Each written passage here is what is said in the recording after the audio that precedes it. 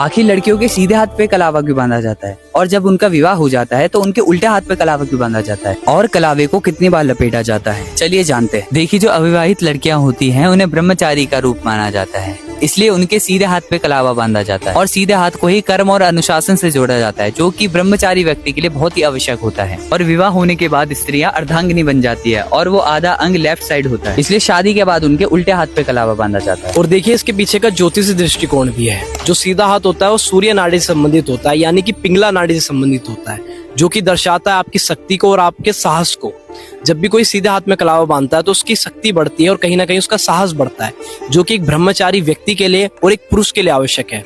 और जो उल्टा हाथ होता है वो दर्शाता है चंद्र नाड़ी को, यानी कि ईड़ा नाड़ी को, जो आपकी सौम्यता को और गृहस्थ जीवन को दर्शाती है। इसीलिए शादी के बाद स्त्रियां उल्टे हाथ पर कलावा बांधती हैं। और कलावे को 3 बार लपेटना चाहिए, जो कि 3 प्रकृति वात, पित्त और कफ को दर्शाती है, और त्रिशक्तियों को दर्शाती है, यानी कि ब्रह्मा, विष्णु और महेश को दर्शाती है। और 3 ऋण, यानी कि देव ऋण, ऋषि ऋण और पितृ ऋण को भी दर्शाती है। इसीलिए कलावे में 3 फेरे ही बांधने चाहिए। तो शास्त्री व्यक्ति का मूल है, और जब तक जड़ें ठीक नहीं होती तो वृक्ष कभी भी अच्छा फल नहीं दे सकता।